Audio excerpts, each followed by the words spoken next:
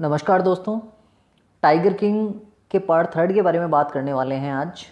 2 part पहले पूरे हो चुके हैं। यदि आपने नहीं देखे हैं तो आई बटन के थ्रू या फिर डिस्क्रिप्शन में आप उसे देख सकते हैं। यदि वीडियो अच्छा लगे तो लाइक करें, शेयर करें और नए हैं तो चैनल को ज़रूर सब्सक्राइब करें। आइए आगे देखते हैं। द टाइगर, वो जो बाघ था, वाज नॉट ईजिली फाउंड, वो आसानी से नहीं मिला।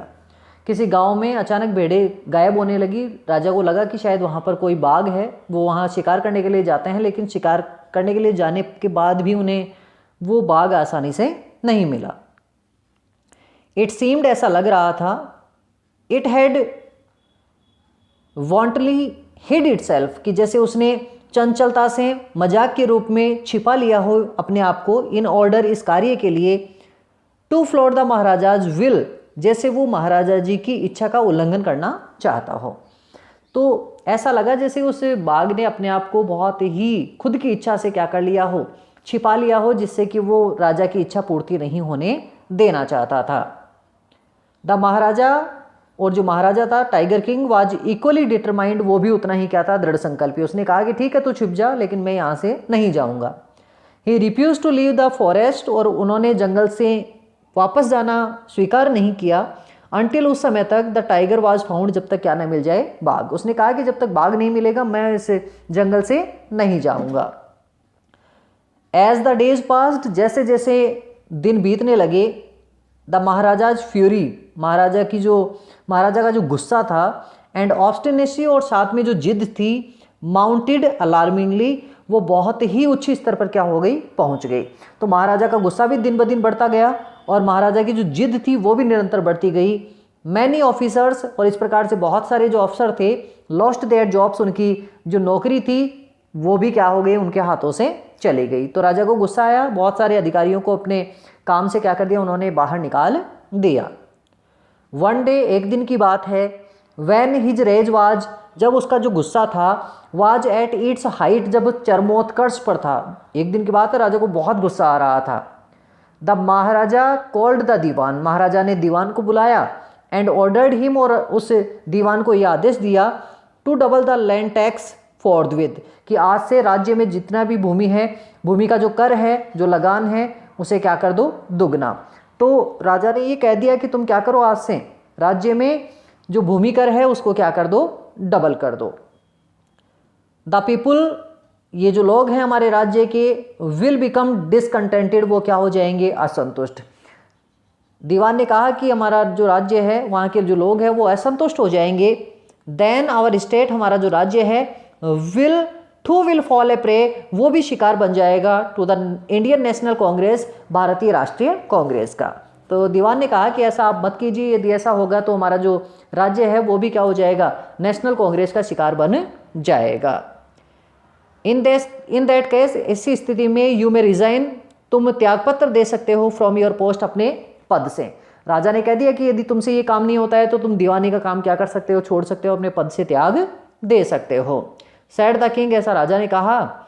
द दीवान वेंट होम, दीवान अपने घर पर चला गया, कन्विंस्ड, ये सोचते हुए, दैट की इफ द महाराजा, की यदि महाराजा को, डिड नॉट फाइंड, यदि नहीं मिला, द टाइगर सून, वह बाघ जल्दी।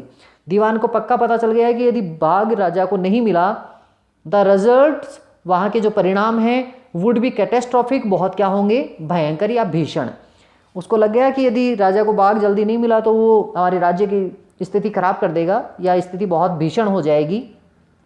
ही फेल्ट, उसे महसूस हुआ, लाइफ रिटर्निंग, जैसे उसका जीवन वापस लौट कर आया हो, टू हिम, उसके पास, ओनली, केवल, वैन, जब, ही सा, उसने देखा, द टाइगर, उस बाघ को, विच हैड बीन ब्रॉट, जिसे लाया गया था, फ्रॉम द पीपुल्स पार्क, एक पीपुल्स पार्क में से, इन मद्रास, जो मद्रास पर था, एंड कैप्ट हिडन, और जिसे रखा गया था छुपाकर, इन हिज हाउस, उसके घर पर। दीवान को अपने पद की चिंता थी, राज्य की चिंता थी, लेकिन उसको थोड़ा आराम तब आया जब उसे पता चला कि उसके घर में उसने क्या कर रखा था, एक बाघ को हिडन कर रखा था, छुपा रखा था। और उस बाघ को वो कहाँ से लेकर आया था, पीपुल्स पार्क में से, और ये पार्क कहाँ था, मद्रास में थे। तो दीवान ने अपने घर पर एक बाघ छुपा रखा था। देखते हैं आगे क्या होता है। एट मिडनाइट, जब मध्य रात्रि हुई, लगभग 12-1 बजे के समय, when the town slept in peace, जब सारा राज्य के जो लोग थे, सारा राज्य जब गहरी नींद में सोया हुआ था, the Dewan and his aged wife, दीवान और उसकी जो बूढ़ी पत्नी थी, उन दोनों ने ड्रैग्ड द टाइगर, वो घसीट कर ले गए द टाइगर, उस बाघ को, टू द कार के पास में, and shoved it into the seat, और उसे धकेल कर क्या कर दिया, उस सीट के ऊपर रख दिया या गिरा दिया। तो दीवान ने उस बाघ को अपनी पत्नी के साथ घसीटा और गाड़ी की सीट पर क्या कर दिया, ले जाकर गिरा दिया या ठूंस दिया। द दीवान हिमसेल्फ, और वो जो दीवान खुद था, ड्रॉ द कार, उस कार को चला कर ले गया स्ट्रेट टू द फॉरेस्ट, ठीक उस जंगल में, वेयर द महाराजा हंटिंग, जहाँ पर महाराजा क्या कर रहे थे, शिकार कर रहे थे। और उस बाघ को अपनी गाड़ी में बिठाकर वो उस गाड़ी को चलाकर उस जगह ले गए जहाँ पर महाराजा शिकार के लिए क्या कर रहे थे, बैठे हुए थे या प्रतीक्षा कर रहे थे। When they reached, जब वो पहुंचे द फॉरेस्ट, उस जंगल में, द टाइगर, वो जो बाघ था जो उस गाड़ी में था, लॉन्च्ड इट्स सत्याग्रह, उस बाघ ने सत्याग्रह अपना लिया, सत्याग्रह करने लगा, एंड रिफ्यूज्ड, और उसने मना कर दिया, to get out of the car, कि मैं इस कार से बाहर नहीं निकलूंगा।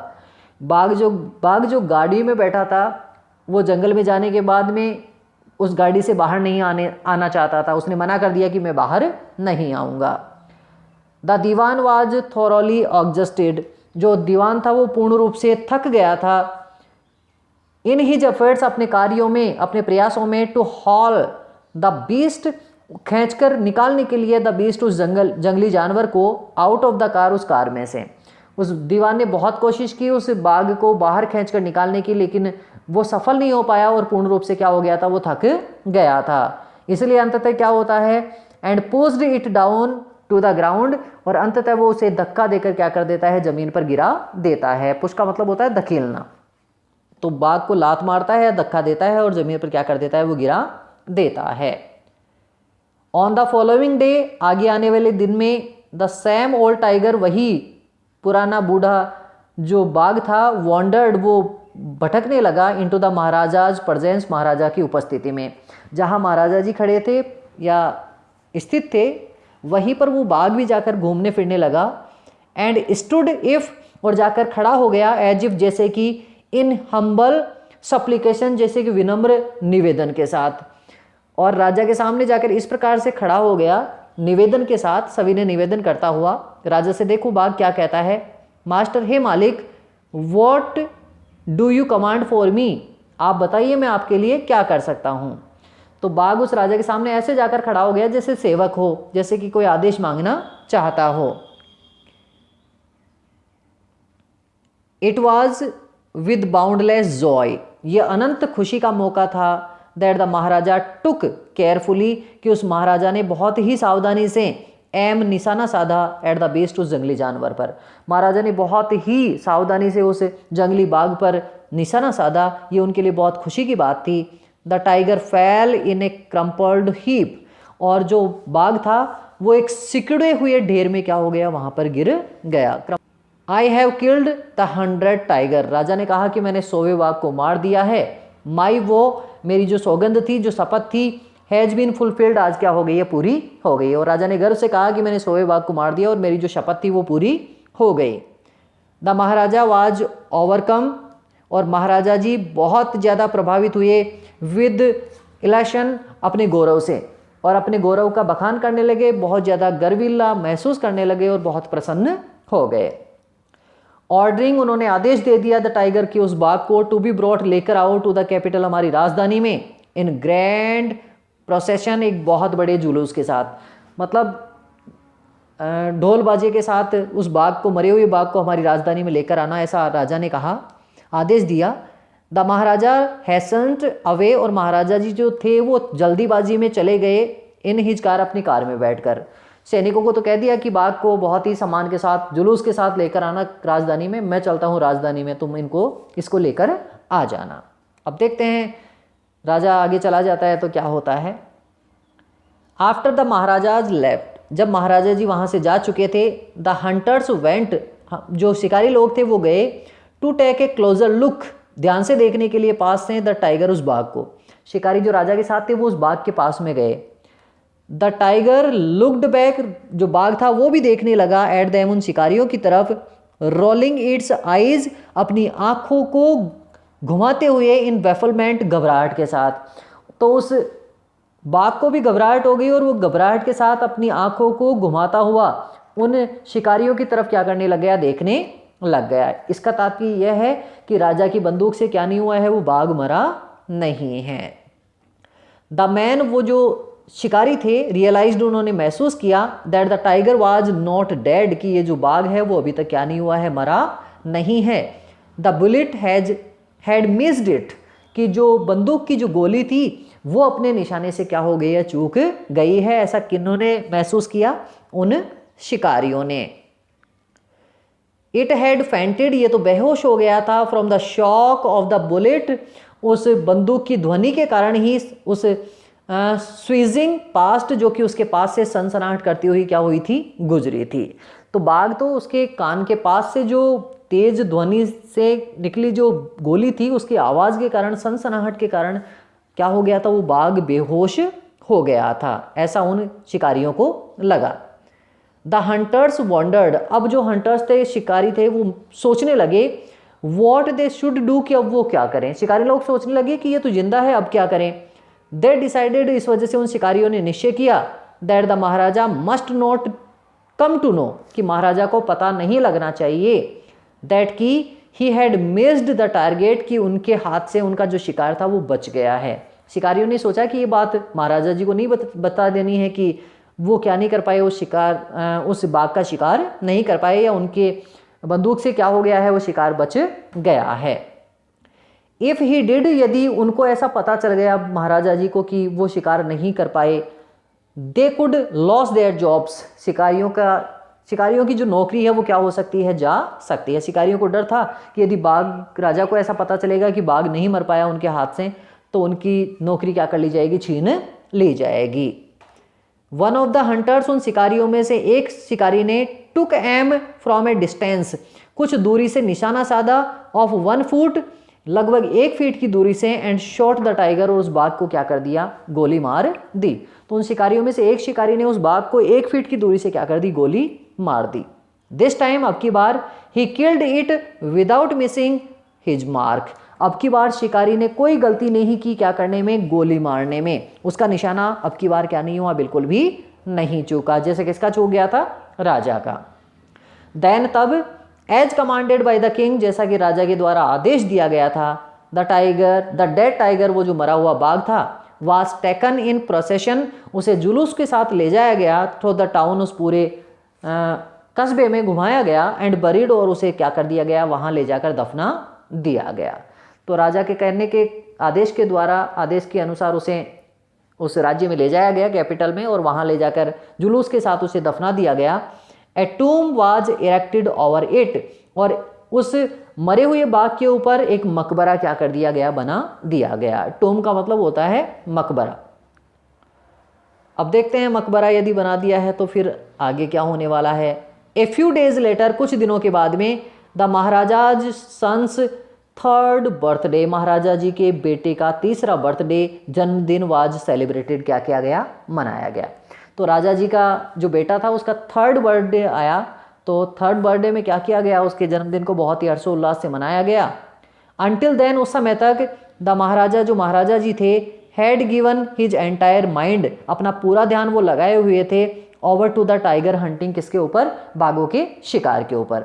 तो आज तक पहले जो थे महाराजा, उन्होंने अपना पूरा ध्यान बाघों के शिकार के ऊपर ही लगा रखा था। ही हैड नो टाइम, उनके पास कोई समय नहीं था, टू स्पेयर, बचाने के लिए, फॉर द क्राउन प्रिंस, अपने खुद के बेटे के लिए या युवराज के लिए। अपने बेटे के पास के लिए भी उनके पास टाइम नहीं था, वो केवल बाघों के शिकार पर ही ध्यान अपना केंद्रित उन्होंने कर रखा था। बट नाउ, लेकिन अब, the king turned his attention, लेकिन अब राजा ने अपना ध्यान दिया, टू द चाइल्ड, अपने बेटे की तरफ भी।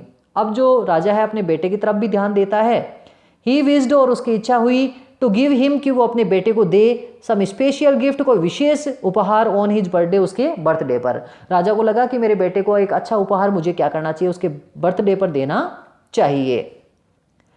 ही वेंट, वो गया, टू द शॉपिंग सेंटर, उस बाजार के इलाके में, और इन प्रतिबंधपुरम, जो प्रतिबंधपुरम का था, एंड सर्च्ड, और उसने खोज की, एवरी शॉप, प्रत्येक दुकान पर, बट लेकिन could not find anything suitable, लेकिन उन दुकानों में उसे कोई अच्छा उपयुक्त उपहार नहीं मिला।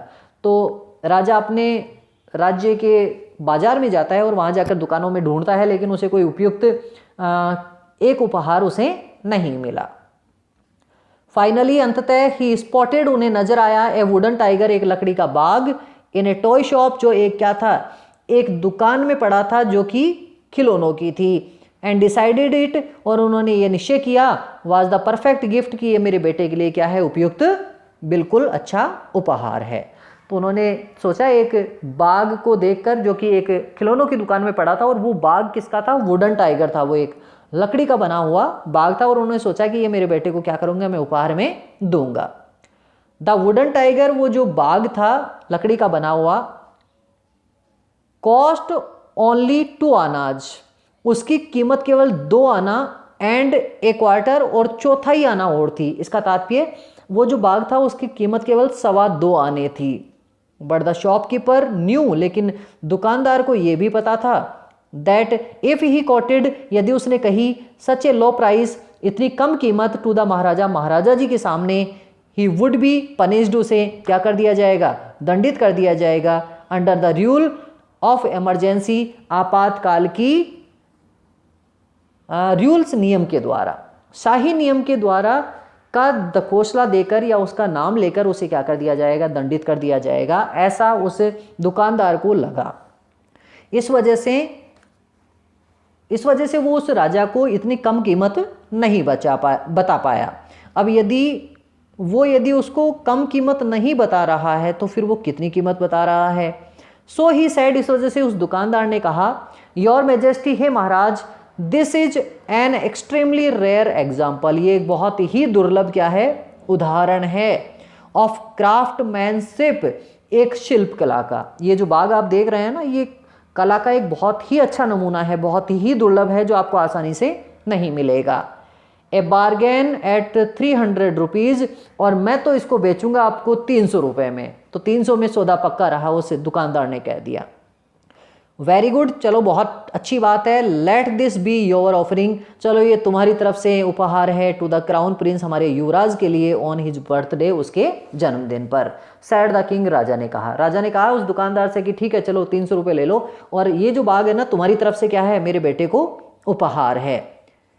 एंड टुक इट अवे, और उस बाग को वो ले गया विद हिम, अपने साथ, जो खिलौना था बाग वाला, उसे अपने साथ राजा क्या हो जाता है, लेकर चला जाता है। ऑन दैट डे, उस दिन, फादर एंड हिज सन, और उसका बेटा और वो जो पिता खुद थे, played with that tiny little wooden tiger, वो उस छोटे से लकड़ी के बाग से क्या कर रहे थे, खेल रहे थे। तो राजा और उसका बेटा दोनों उस बाग से क्या कर रहे थे, खेल रहे थे।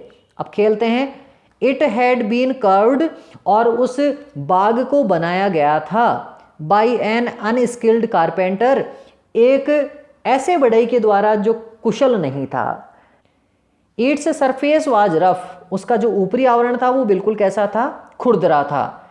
टाइनी सिल्वर्स, और छोटे छोटे रेसे ऑफ वुड, लकड़ी के, स्टूड अप, ऊपर खड़े थे, लाइक क्वेल्स, जैसे कि कांटे हो या फिर कीले हो, ऑल ओवर इट, उस बाग के ऊपर चारों तरफ। वो जो बाग था लकड़ी का, वो इस प्रकार से बनाया गया था, अच्छा नहीं बनाया गया था, और उसके ऊपर चारों तरफ रेसे रेसे खड़े थे, लकड़ी के छोटे छोटे रेसे, ऐसा लग रहा था जैसे कि वो क्या हो, कीले हो या फिर कोई कांटे हो। वन ऑफ दोज स्लीवर्स, उन कांटों में से एक कांटा या फिर उन रेसों में से एक रेसा, पायस्ड द महाराजाज राइट हैंड, वो महाराजा के दाएं हाथ में क्या हो गया, घुस गया। तो जिसे आप फांस कह सकते हैं, उस लकड़ी के बाग की कोई फांस थी, वो उस राजा के हाथ में क्या हो जाती है, दाएं हाथ में घुस जाती है। अब आगे क्या होता है, ही पुल्ड इट, उन्होंने उसे खींच लिया आउट, बाहर, विद हिज लेफ्ट हैंड, अपने बाएं हाथ से, and continue to play with the prince, और अपने राजकुमार के साथ वो क्या करते रहे, खेलते रहे। तो दाएं हाथ में वो फांस चुभी, तो उसे अपने बाएं हाथ से उन्होंने निकाल लिया और अपने बेटे के साथ खेलने लग गए। अब देखते हैं परिणाम स्वरूप आगे क्या होता है। द नेक्स्ट डे, अगले दिन, इन्फेक्शन फ्लेयर्ड, संक्रमण फैल गया इन महाराजाज राइट हैंड, महाराजा जी के दाएं हाथ में। इन 4 डेज, और 4 दिनों में, इट डेवलप्ड इनटू ए सपरेटिंग शोर, वो जो छोटा सा जो घाव था, जो संक्रमण था, वो एक मवाद वाले घाव में क्या हो गया, बदल गया, which spread all over the arm, और वो जो छोटा सा घाव पहले था वो अब पूरे हाथ में क्या हो गया, फैल गया। तो वो जो एक फांस के कारण उनके हाथ में जो थोड़ी सी लगी थी, थोड़ा सा घाव हुआ था, संक्रमण फैला था, वो अब इतना बड़ा घाव बन गया है जिसमें मवाद भर गई है और वो उनके पूरे हाथ में क्या हो गया, फैल गया है। 3 फेमस सर्जन्स, 3 बहुत ही प्रसिद्ध शल्य चिकित्सक वर ब्रॉट, बुलाए गए फ्रॉम द मद्रास से। तो 3 डॉक्टर को बुलाया गया, बहुत ही अच्छे डॉक्टर, बहुत ही फेमस डॉक्टर, मद्रास से उनको बुलाया गया।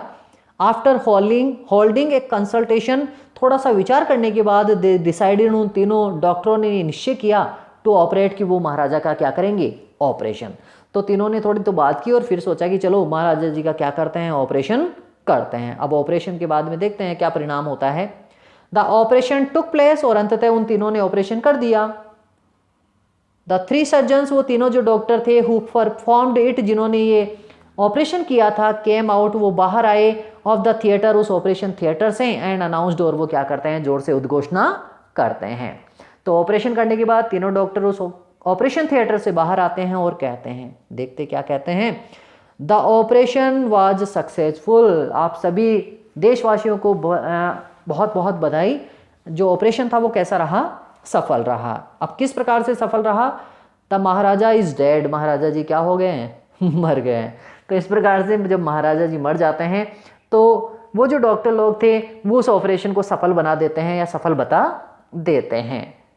इन दिस मैटर, इस प्रकार से द 100 टाइगर, वो जो 100वां बाघ था, टुक ए फाइनल रिवेंज, अपना अंतिम बदला लेता है, अपॉन द टाइगर किंग, किससे, उस जंगली, उस बाघ राजा से। तो अंततः वो 100वां बाघ जो उस राजा के द्वारा नहीं मारा गया था, जो बच गया था, जब शिकारी ने उसे मारा, तो इसका तात्पर्य 100वां बाघ उनसे नहीं मरा। आज जो 100वां बाघ है वो लकड़ी का बाघ जो उनके हाथ में था, जिससे वो खेल रहे थे और जिसके कारण उनकी क्या हो जाती है, मृत्यु हो जाती है। तो इस प्रकार से भाग्य में लिखा हुआ जो बाघ था जिसके कारण उसकी मृत्यु होनी थी, अंततः उसी के कारण उसकी मृत्यु होती है। और ये पाठ हमें ये शिक्षा देता है कि किसी भी अंधविश्वास के से ग्रसित होकर हमें वन्य जीवों को क्या नहीं करना चाहिए, किसी प्रकार की एक तरह से क्षति नहीं पहुंचानी चाहिए और हमें उनका संरक्षण करना चाहिए। यह आपके इस पाठ का सारांश था। और इस प्रकार से आपका लेसन आज कंप्लीट होता है। आशा करते हैं कि आपको बहुत लेसन अच्छा लगा है। फिर मिलेंगे एक नए लेसन के साथ। तब तक के लिए जय हिंद, वंदे मातरम।